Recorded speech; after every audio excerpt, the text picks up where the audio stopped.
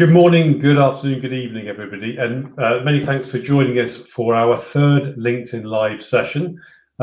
These sessions are around the power of people reimagined, and today we're going to talk about another hot workforce of the future issue around the future of humans in the world of work. My name is Pete Brown. I'm the co-global lead of PwC's People and Organisation practice. My other co-lead, Bhushan, he's on a well-deserved holiday, so he's not here today, but I'm absolutely delighted to be joined by Petra Raspels. Petra leads PwC Europe's People and Organisation practice, and is based over in Germany. Petra, good afternoon. How are you? Good afternoon, Pete. I'm fine, thank you very much. Happy to be here with you today. And yeah, I'm good, as I said. Interesting times over here in Europe and in Germany. We are still trying to fight the pandemic, but I think we are a good way ahead down the road. We have a lot of, vaccinations going on, so people feel freed up a bit and going back to the office more and more, but still being cautious because we haven't fought it yet, as nobody has. But we can see that future of work topics now come back to the focus after, the pandemic has kept us busy quite a lot during those last, let's say, 12 to 16, 18 months. And we see that alongside with this going back to work issue, another one comes back to stage very prominently. And this is on skills gaps, and the skills we need to have a successful workforce in the future. So this is what clients and we are looking at very closely right now. That's really interesting. Why don't we just explore that a little bit? Because I know, certainly my conversations and conversations with other colleagues, pre-pandemic, we talked a lot about new world, new skills required to operate and work in the new world, which generated all sorts of conversations. I would observe actually, the pandemic has served to be a catalyst. Actually, there's probably, most conversations I have with other organisations, something around skillings. What capabilities do we need to execute business plans? Is coming up time and time again. And it seems to be something that's the forefront of many organisations at the moment. Not least actually, where do you go and find the talent, right? Where is it, and is it a war for talent at the moment? Are you seeing that? Absolutely. I can fully echo that, and I see the same in Europe and Germany as well. The pandemic really worked like, as you said, a catalyst. I could even add it worked like an accelerator, because we saw that many organizations had to cope with new challenges around COVID, the pandemic. And we saw that, for example, virtual or hybrid working now was kind of at the top of everybody's day-to-day life, and everybody coped with it.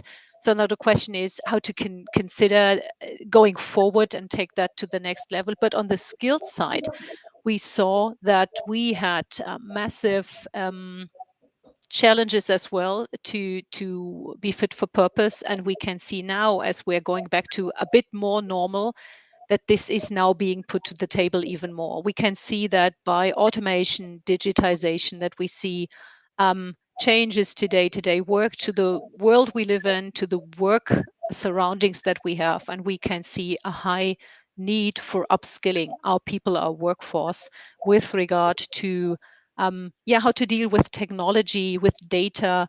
And it's not that everybody has to learn to code. It's not that, but that that lots of people in their day-to-day life have to cope with data and technologies that they haven't had to do in the past.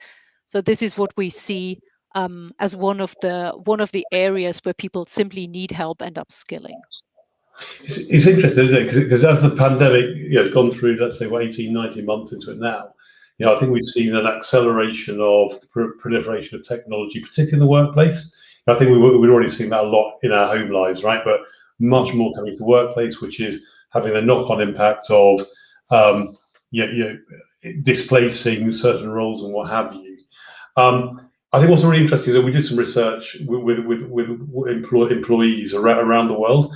And actually, it's like 75% of them said they're taking the opportunity to upskill themselves throughout the pandemic. Some of them had limitations around bandwidth and access and what have you, but broadly what we saw was that a workforce that was, sort of recognised the impact of technology, particularly during the pandemic, and taking responsibility in terms of enabling their work relevant and equipping themselves. And on that, in terms of the conversations you're having with organisations, what are the questions around the skills that you're seeing? I mean, I can give you a few. The first question I often get is, what are the skills we'll need in 5 years' time? And I reply that, well, if I knew the answer to that, I probably wouldn't be doing this job. I think that's the $64 million question. But does that echo what you're seeing over in continental Europe? Yeah, absolutely, absolutely. And it's a bit, like a mixture out of, like things that we actually know in terms of what do we need in the future, and a bit of crystal balling. So I think it's a good mixture. So each organization is a bit different. So specific skills always have to determine specifically for an organization. But with regard to other, let's call it more standardized skills, that's kind of comparable across the globe. So we see that people have a clear need for being trained in their data or digital literacy. So dealing with data, dealing with new ways of working when it comes to technology, but to my mind, more importantly as well, to lead in such a changed world in a hybrid working environment, so that people are trained in that regard as well, that they get help with regard, for example, resilience, their own organization, and in principle, a bit of a more agile working style. So this all again accelerated by the pandemic. So this is what we see, and this is where we help clients to train their workforce and to help their people. Yeah, and I would add to that. I think there's a real challenge and opportunity for leaders as well. So that, I think for me, it's around leaders kind of helping create those kind of cultural foundations around learning as being part of what we do in terms of our working lives, around having in place good upskilling and training programs and making those accessible. But I just want to lead on to a question around what you're seeing in terms of who do we think is responsible for this, in terms of this skilling of the workforce, because it's something I remember talking to Shatali, our colleague in India, and she had a point of view around what she's seeing over there. But what's your view over in Europe? Yeah, I think it is a mixed answer. On the one hand, the very positive element is that the workforce as such, the people, the employees, they see their need of being upskilled. They want it, they ask for it, and they have the willingness to go into this lifelong learning, which is very positive. On the other hand, they really request it as being kind of given to them, especially by employers. So there is a large need on the employer side, especially when it comes to employee satisfaction, to say, like there is a large curriculum that is offered to help employees to stay relevant. So there is a clear need in that regard and an expectation from employees. On the third party, not to be abandoned here, is policymakers or the government.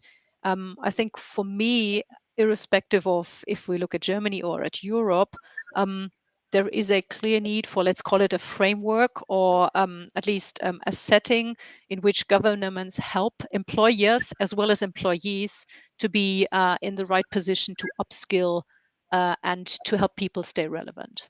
Yeah, I think that's really, really interesting. I think it's something I'm hearing a lot. This kind of, particularly with employers, actually, I think points around kind of how well are people coming on, the younger generations coming off the workforce, are they equipped for this, this world of work in which we all operate now? Question mark. And I think what you're saying echoes what I would say, which is it's incumbent on, I think, policymakers, government, employers, employees actually working together. We know employees, though, would say they think it's broadly their employer's responsibility. That said, though, I'll just marry up with those pandemic figures around people taking accountability for their own learning and taking control of it. But interesting, on that younger age group, let's just focus there a minute. So we know, again, from our own research, we know broadly 1 in 3 jobs will be severely disrupted by technology in the next 10 years. We also know that 20 to 40% of jobs fulfilled by 16 to 24-year-olds are very likely to disappear by 2030s because of technology.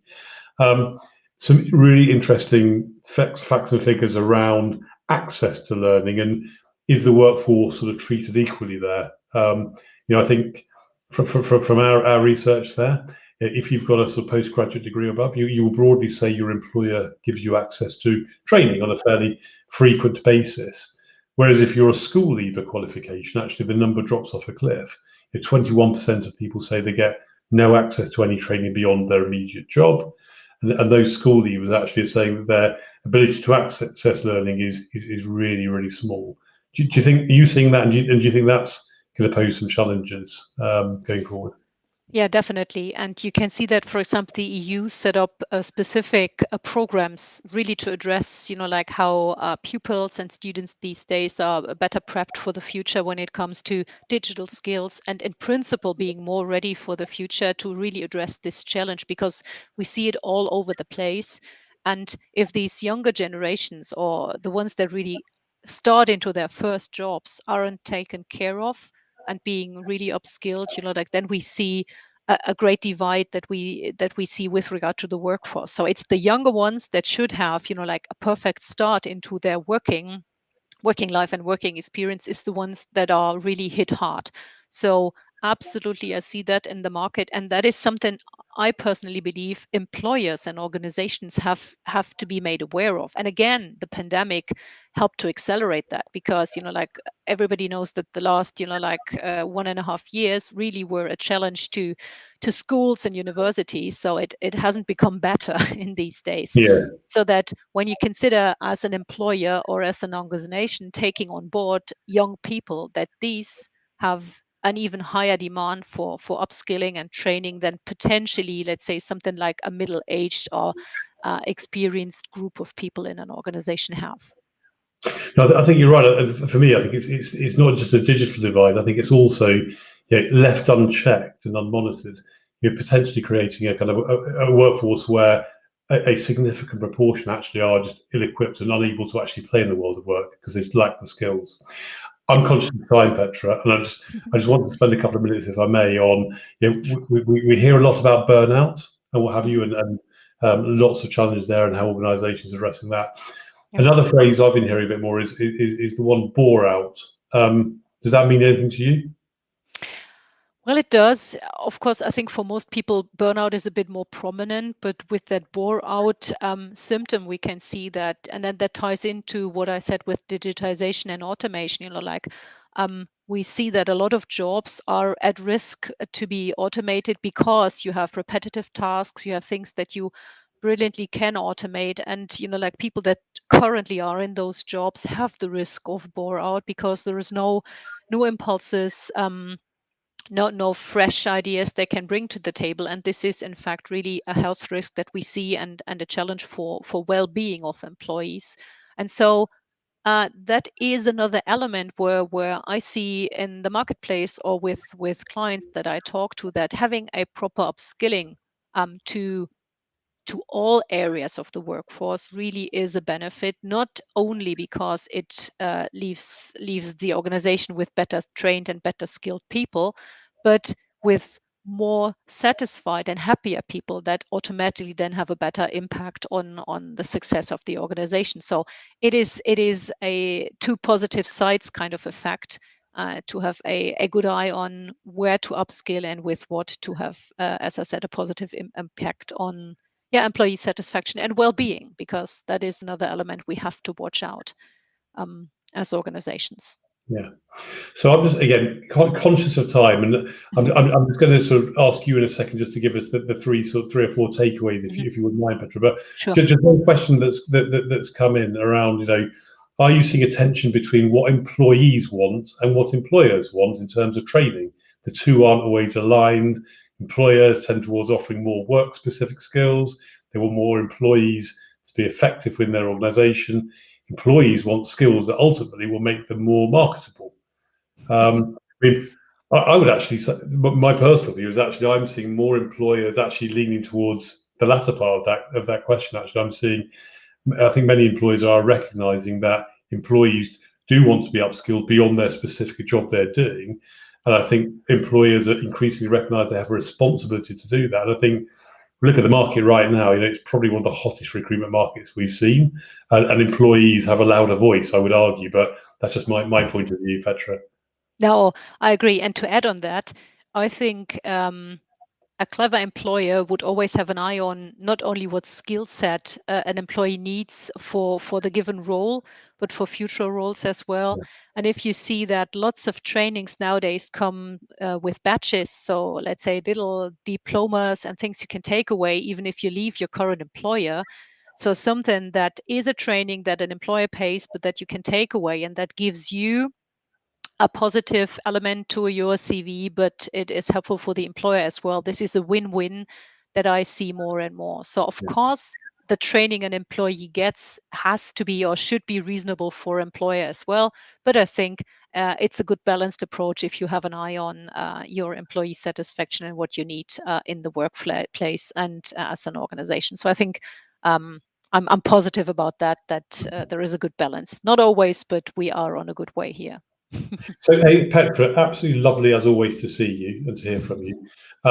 So, I'll hand over to you. So, takeaways, upskilling, huge topic. We're not going to do justice in 15 minutes. What are the three sort of takeaways that you would leave listeners? Yeah, maybe the first to start with is the most important one. Now it's the time to start. Like the pandemic has maybe taken us back a bit, but this is an urgent topic and there is no time to waste. So I think it's time to start with that now. And maybe another one is not to overlook that upskilling has an element of well-being and that it is good for employee satisfaction. So to always consider that as well as one strategic element. And last but not least, to really, like raise on that point that we had with the younger generation. So we are at a risk, at least when it comes to that divide we discussed when it comes to upskilling, so that we don't lose out on certain elements or groups in our workforce, so that we have an eye on that to treat people equally and to look for which group needs what upskilling. Maybe these are the three main takeaways that I would put together. Brilliant. Well, thank you, Petra, and thank you everybody for joining us today. If you've got any comments or questions, please please feel free just to leave those in my feed, and I promise you we will get back to you certainly by the end of the week, and we'll be delighted to hear from you. The next LinkedIn Live session, I think, is on the 21st of September. There we'll be joined by PwC's People and Organisation and Financial Services consulting leader in Asia Pacific region, Nicole Wakefield. Nikki will join us from Singapore. So we look forward, hopefully, to seeing you again on the 21st of September. Thanks very much and good day.